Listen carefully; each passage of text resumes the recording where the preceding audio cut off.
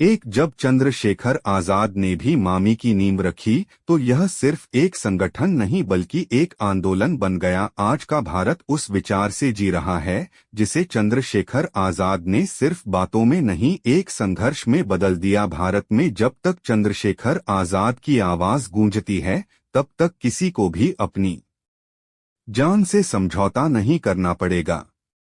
Bhim army का नाम चंद्रशेखर आजाद से जुड़ा है और यह नाम आज भी न्याय और समानता की लड़ाई का प्रतीक बन चुका है। चंद्रशेखर आजाद ने अपनी आवाज से ही नहीं अपनी सीट से भीम आर्मी को उस ऊंचाई तक पहुंचाया जहां से कोई मोल नहीं सकता है। जब समाज के दबे कुचले वर्गों की आवाज चुप कर दी जाती है तब चंद्रशेखर आजाद की भी मामी उसे फिर से जीवित करती है। चंद्रशेखर आजाद का था सिर्फ और सिर्फ न्याय और समानता और इस सफर में उनका साथ दिया भीम आर्मी ने। यह कहानी एक नेता की नहीं एक विचारधारा की है जो शेखर आजाद ने भीम आर्मी के रूप में जन जन तक पहुंचाए।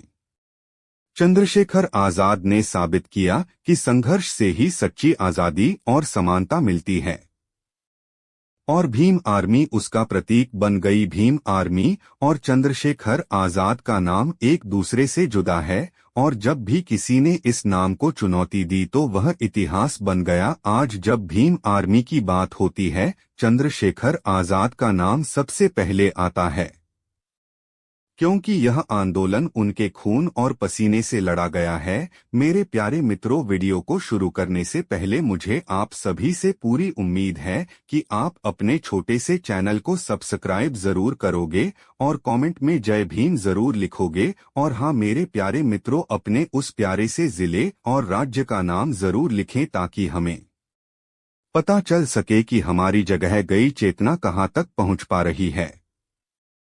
जब भी किसी आंदोलन की बात होती है तो अक्सर सिर्फ वही कहानियां सुनाई जाती है जो सत्ता के अनुकूल है, लेकिन कहीं न कहीं जमीन पर कुछ ऐसी लड़ाइयां लड़ी जाती हैं जिनका शोर मीडिया तक नहीं पहुंच पाता है या फिर पहुंचे भी तो दबा दिया जाता है।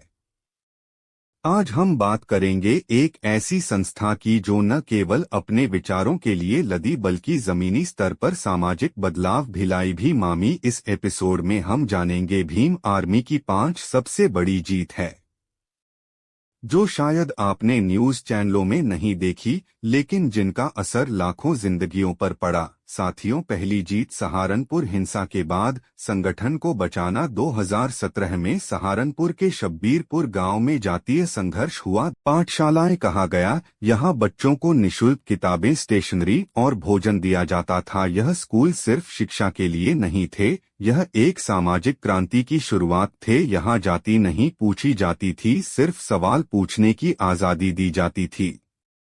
इन पाठशालाओं से हजारों बच्चे जुड़े और कई शिक्षक खुद सरकारी नौकरियों में गए। बिना किसी सरकारी मदद के यह ग्रासरूट एम्पावरमेंट की मिसाल बने।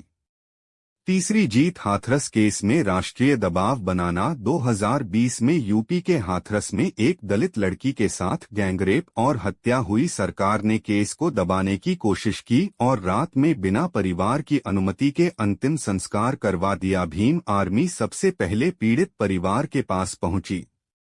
चंद्रशेखर आजाद खुर्द गांव गए और सारा ध्यान इस केस पर खींच लाए। दी जान जस्टिस फॉर महानिशा ट्रायल हुआ। लाखों लोगों ने सोशल मीडिया पर आवाज उठाई। मामला सुप्रीम कोर्ट पहुंचा, एसआईटी बनी और अंत में सीबीआई जांच हुई। भीम आर्मी ने बिना तोड़े बिना जलाए सिर्फ दबाव और संवैधानिक रास्तों से न्याय की लड़ाई लड़ी। साथियों, चौथी जीत स्वतंत्र आवाज खड़ी करना है। जब मीडिया ने मुंह मोड़ा तब भीम आर्मी ने अपनी आवाज खुद तैयार की। टेलीग्राम घाट से फेसबुक और यूट्यूब के जरिए उन्होंने अपने चैनल और नेटवर्क बनाया। जहां आंदोलनकारियों को मीडिया की जरूरत होती है वहां भीम आर्मी ने डिजिटल पब्लिक बनाई। वे खुद रिपोर्टर बने, ग्राउंड से लाइव आए और हजारों लोगों तक सही जानकारी पहुंचाई। यह रणनीति अब भारत के कई और संगठनों द्वारा अपनाई जा रही है। मीडिया ब्लैकआउट में भी आंदोलन गूंजता रहा और यह जीत किसी चुनाव से कम नहीं। साथियों, 5वीं जीत बिना गठबंधन के चुनाव जीतना। 2024 लोकसभा चुनाव में चंद्रशेखर आजाद ने नगीना सीट से चुनाव लड़ा, बिना किसी बड़े गठबंधन के, बिना अरबों रुपए खर्च किए, और नतीजा करीब 5 लाख वोटों से ऐतिहासिक जीत। यह न सिर्फ राजनीतिक जीत थी बल्कि वैचारिक जीती थी।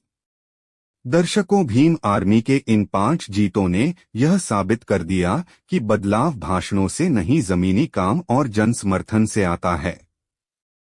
जहां बाकी संगठन टीवी पर रहते हैं, वहां भी मामी गांवों में, स्कूलों में और सड़कों पर मिलती है। जरूरी नहीं कि हर संघर्ष कैमरे पर हो, लेकिन इतिहास इन्हें याद रखेगा। अगर आप मानते हैं कि सच्ची क्रांति किताब और संघर्ष से आती है, तो यह आवाज फैलाई। जय भीम, संविधान जिंदाबाद।